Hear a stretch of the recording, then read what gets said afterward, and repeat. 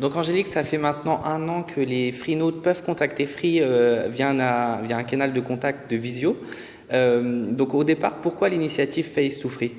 Alors tout simplement parce qu'on assiste ces dernières années à une explosion des outils de communication par l'utilisation en fait de divers terminaux, canaux, technologies. Et ce phénomène enrichit l'expérience utilisateur. Donc il y a une plus grande capacité d'échange, d'informations complexes, précises, choisies, et puis cela en temps réel. Donc les habitudes en fait des utilisateurs changent.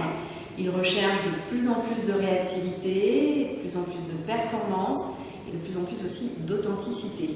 Donc Face to Free est la solution innovante d'interaction entre nos Freenotes et le service support. Et là où d'habitude cette interaction se passe, vous le savez, soit par téléphone, soit par chat, soit par mail, soit par courrier, et bien là elle se passe effectivement ou en boutique, et là elle se passe effectivement directement par webcam.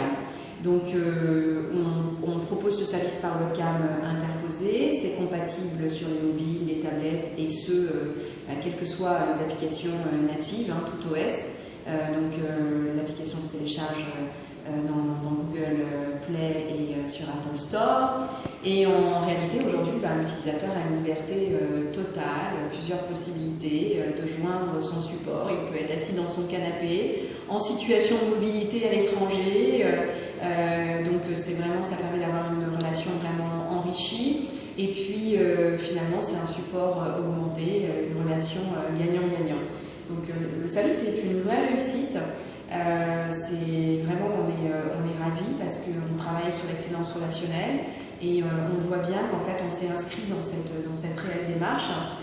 Ça permet à Free un engagement plus fort aussi aux côtés de ses Freenotes d'une part, et puis d'autre part les Freenotes sont accompagnés différemment sur les différents incidents, les différentes questions qu'ils peuvent rencontrer, et ils apprécient énormément le canal.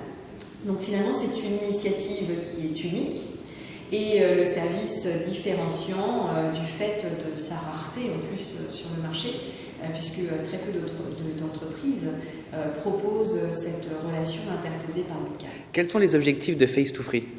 Alors, il y avait plusieurs objectifs. Le premier objectif, en fait, c'était d'innover dans l'expérience digitale humanisée.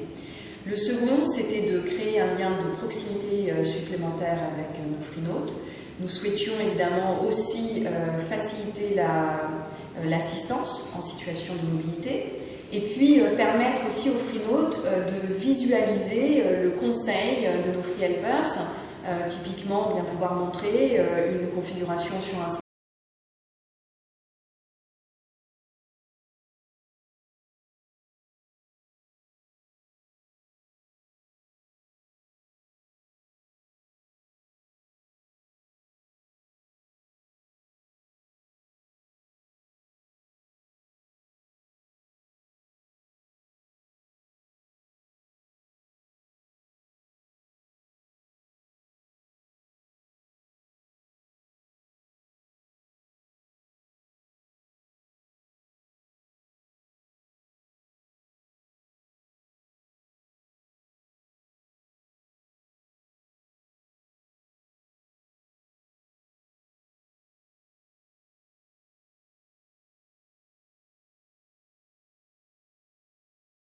dans la relation avec le Freenote, et donc toujours dans cette recherche d'excellence relationnelle. D'accord. Et concrètement, comment ça se passe pour l'abonné? Par exemple, moi je suis Freenote, je veux contacter Free via le service d'assistance Face to Free, comment ça se passe? Eh bien, il faut avoir téléchargé l'assistance Free sur Google Play ou Apple Store. Pour pouvoir effectivement rentrer en relation avec un Free Helpers de Face to Free, bien, il faudra rentrer ses identifiants. Chaque Freenote est identifié. Ensuite, le Freenote va faire le choix du service fixe ou du service mobile. Admettons que je choisisse effectivement le service fixe. À partir de là, je vais avoir un carrousel de photos qui va se présenter à l'écran, qui sont les photos de tous les collaborateurs qui sont logués sur le service. Et puis le système gère en fait l'attente, et quand le système détecte qu'un collaborateur est prêt à prendre le contact Freenode, eh bien sa photo apparaît, et ce Free Helpers a fait une présentation personnelle. Donc le Freenode lit qu'il va être en relation par exemple avec Thibaut, et que Thibaut s'est engagé dans la relation de service parce que son souci c'est de satisfaire, d'aider, d'accompagner, et qu'il a une vocation personnelle en règle générale auprès des uns et des autres. Et il donne également un détail de sa vie personnelle: est-ce qu'il est fan de l'OL, du PSG, est-ce qu'il fait de la course à pied. Parce que très souvent dans la relation avec nos Freenode, on est amené aussi à gérer parfois du privé, parce que les gens nous confient un certain nombre de choses, et donc c'est aussi créer du lien par là. Donc une fois que la photo est sélectionnée et que le Freenode a cette première présentation, c'est aussi pour pas qu'il soit surpris d'avoir un visage qu'il ne connaît pas à l'écran. Donc il a au moins la connaissance déjà, ce que n'ont pas nos Free Helpers qui découvrent nos Freenode. Il a déjà cette connaissance-là, et donc ça facilite aussi déjà la conversation, et puis l'échange secret par webcam. Le Freenode a aussi la possibilité de ne pas être vu, c'est-à-dire que notre Free Helper sera toujours vu puisque c'est le principe du service, mais un Freenode qui n'a pas envie de passer à l'écran et d'avoir une relation, mais qui a envie de voir son interlocuteur, c'est aussi possible, et c'est un choix qu'on laisse au Freenode. D'accord. Et est-ce que le service Face2Free va être amené à se développer dans les années qui arrivent, se généraliser?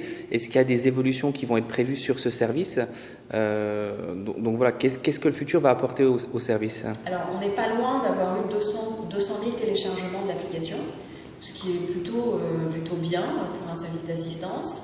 Moi, je suis convaincue effectivement que c'est un usage qui va clairement exploser dans les années qui viennent, notamment avec l'arrivée de la génération Z que j'évoquais.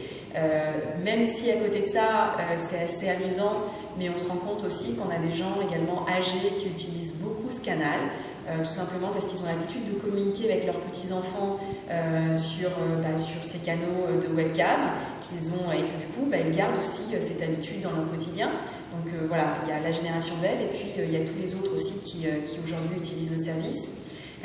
Aujourd'hui, on a à peu près 80-90 personnes qui sont sur le service, et effectivement, l'objectif, ce serait que la majorité de nos centres puissent être équipés d'une webcam dans les années qui viennent, et que le support puisse se faire de cette façon-là. Et est-ce que Face2Free pourrait arriver par exemple sur les bornes interactives ou la future Freebox directement intégrée dessus? Tu te projettes, mais effectivement Exactement. Ce serait de nouveaux projets.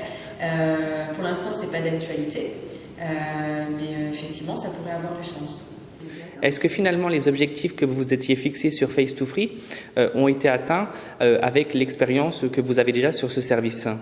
Alors, je crois qu'on est très satisfait, et que nos collaborateurs qui travaillent sur ce service sont très satisfaits. Il faut savoir que régulièrement sur nos centres de contact, on me demande quand le service Face2Free va être développé. Tout le monde a envie de travailler sur ce service chez nous, en tout cas une grande majorité des collaborateurs, parce qu'effectivement ça transforme la relation, c'est plus simple.